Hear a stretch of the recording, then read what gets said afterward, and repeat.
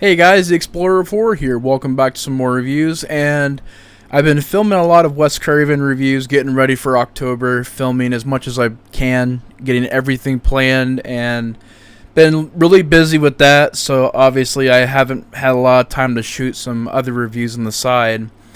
I'm going to try my best to film as much side content as possible. I did have a couple of ideas I still wanted to do before I keep on going with the Wes Craven stuff, which that will all be available October. I'll be uploading those throughout the entire month of October, so those will be available soon. However, this is a film that I seen today. I had a lot of free time today to fit this into my schedule, so I checked it out, mainly because I seen the runtime and I wanted to watch a found footage movie, and this is one that I've always heard about, and that is The Last Broadcast. Now, this is a 1998 film.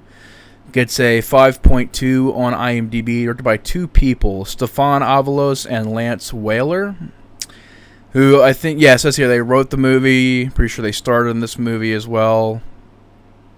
Yeah, they wrote, directed, and starred in this movie. And The Last Broadcast is a very infamous movie in some ways, and in other ways, it's a forgotten movie. A lot of people only mention this movie when talking about Blair Witch, because there was a controversy when Blair Witch came out that this movie was copied, and I don't know if the filmmakers maybe thought Blair Witch ripped them off. I'm not sure, but I know a lot of times when Blair Witch is brung up, this is brung up because this came out first, and it's about a documentary, and people are out in the woods, and you're seeing a lot of shaky cam, and it's at night, and there's similarities between this and Blair Witch Project, and actually me watching this movie made me want to revisit Blair Witch Project sometime, so hopefully I can have some time to revisit those movies. I think if I were to do reviews on that series, what I would do is upload one video on the first movie and do a sequel video, because I want to spend a lot of time talking about the first movie, and that video will be like an hour long if I do that for all the movies. But particularly the first one I want to talk about again, as I'm a big fan of the Blair Witch Project. So hearing that this movie came out before it, and that it's often compared to it, interested me, because I was like, oh, this is similar to Blair Witch Project. Well, I love that movie, so this should be pretty good.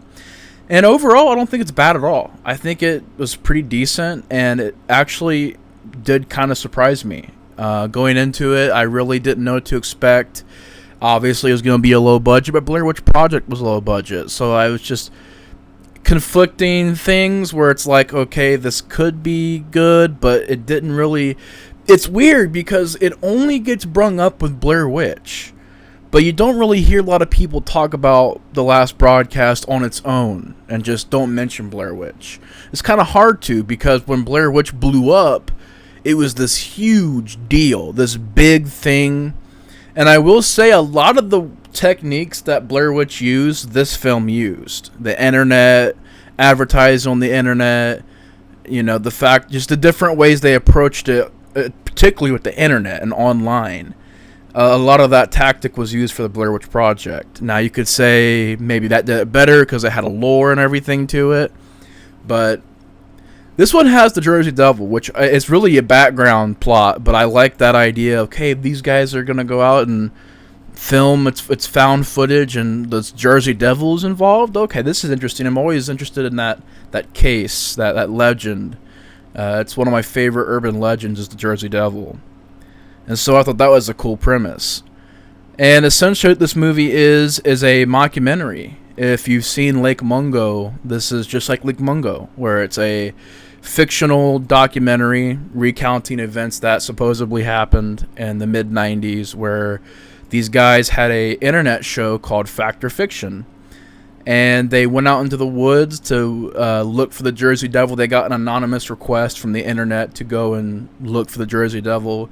So they brought a camera guy, just basically a tech guy, a guy that was good with cameras and equipment, and a psychic. And so it's 4 people that go out in the woods, and they went missing, and they found their bodies, and all of them ended up dying. except for one guy who was the psychic, and I think it's the Jim character who did not die. So he got blamed for it. Of course, this mockumentary is them basically saying how this guy was innocent. He ended up dying in prison. And as the documentary goes along, they're just trying to figure out, okay, so then who is the killer? And I thought that was a bit different. I didn't expect it to go into the whole serial killer route. I was really expecting it to be, okay, a guy, two people with two cameras out in the woods for all the movie. And I'm like, okay, if it was that, then I could definitely see why it's compared to Blair Witch, because if the whole movie's done like that. But really, the only things that are similar between this and Blair Witch is the marketing, the fact that it's a found footage movie, but it's not totally a found footage movie. It's more of a mockumentary.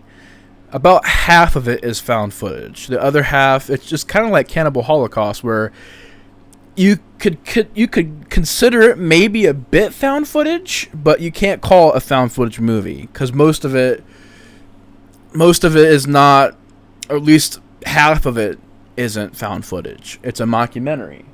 Like I said, Lake Mungo. I actually think this might be a bit better than Lake Mungo, as I thought the build-up was a bit better in this than in Lake Mungo, but I thought Lake Mungo had a better ending. Which we'll get into that, what I mean by that in a minute. But essentially, that's what this is. It's a lot of interviews with people wondering who was the killer. Some people think Jim was the killer, and they have a girl who's putting the pieces of this lost tape back together. And that's basically the movie. It's trying to be a documentary, essentially.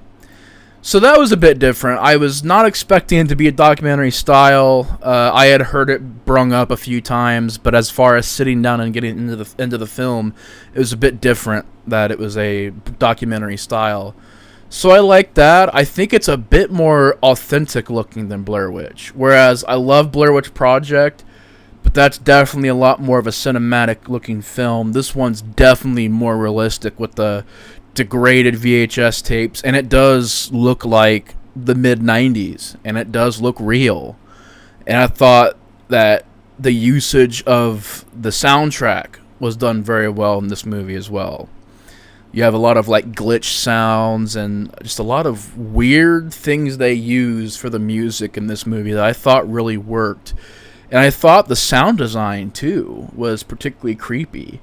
A lot of the creepy moments is the sound design, is the noises you're hearing, and just the rawness of the VHS footage. I thought that was definitely standout, whereas I think Blair Witch handles it well. Like I said, it looks a bit more cinematic now that I compare it to this. But I mean, you watch that on a VHS tape, and I that's how I seen it, and that tape was a little bit worn out. So it made it look real. And now I own it on DVD, and maybe that's why it just looks more cleaned up. But yeah, I think the look of the movie is very authentic. I like documentary style.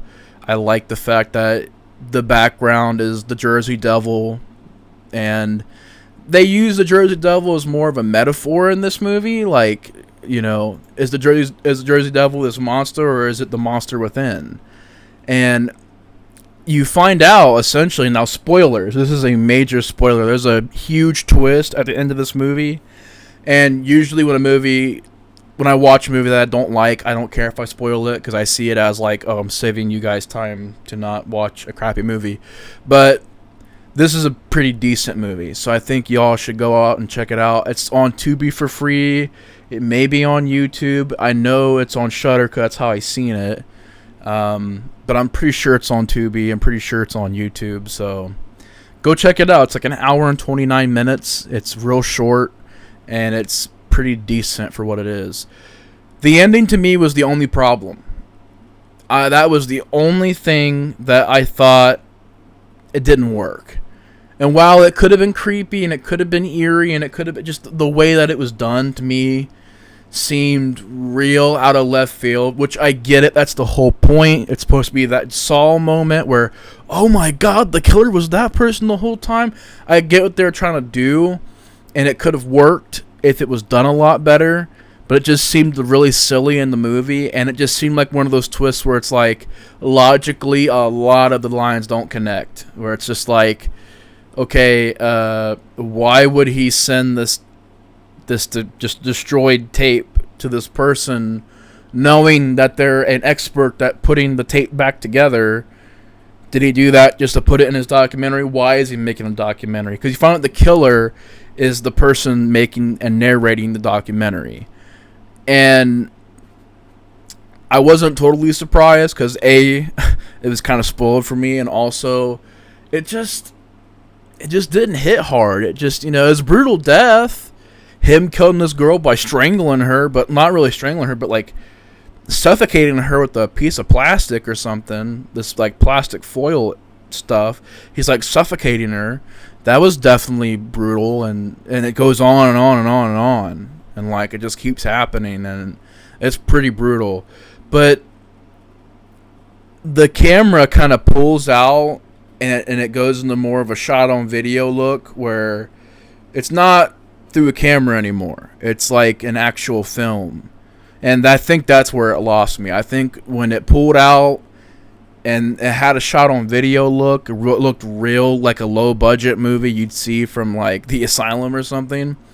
That's where I was taken out of the movie. Now, if you would have kept it on the video and done it a bit differently and done it a bit better and made it make a bit more sense, I think it would have been better. A creepy, eerie way to end your movie.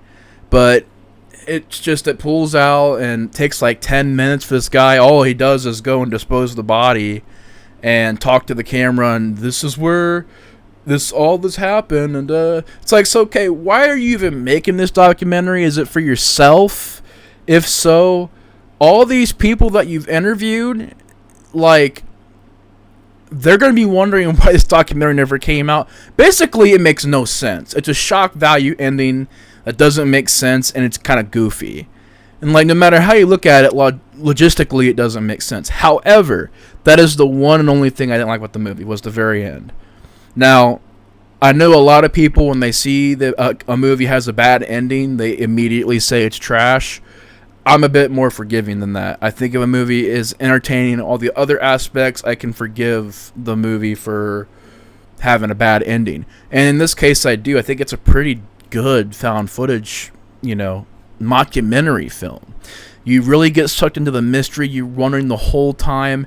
And there's an image where this girl's trying to fix and remaster the tape to where it looks clearer. And she's saying that you can see the killer's face in this image. And that image being more and more clear as the movie goes along, that was a bit eerie. And just the look of the tape and the footage, and just, I really did think it was a bit eerie and creepy at moments. But overall, I'm going to give it a solid 3 out of 5. Nothing that's going to blow you out of your seat or spectacular or amazing. But it's a fairly good found footage mockumentary film. If you like stuff like the Poughkeepsie tapes and Lake Mungo, I think you'll like this movie. I know a lot of people would put Lake Mungo way above this, but I would say I got more into this than Lake Mungo. Lake Mungo moved a lot more slower than this film did. And this one, I was engaged and everything, and it was creepy till the end. I do think Lake Mungo had a pretty eerie, creepy, better ending than this did, though. But yeah, I also like the Poughkeepsie tapes a bit more than this. Poughkeepsie tapes is actually a pretty good movie as well. But yeah, if you like those movies, check this one out. 3 out of 5 for me. Down in the description box, I'll be leaving a link to my Instagram, my Twitter, my Letterboxd. So if you guys want to follow me on there, you guys can. But anyways, that's going to be it for this review. Y'all have a good night. Thank you guys so much for watching. Comment down below if you've seen this movie. Let me know your guys' thoughts on this film. But anyways, that's going to do it for my thoughts on The Last Broadcast. So thank you guys so much for watching. Take care. And the Explorer 4 is out. Peace.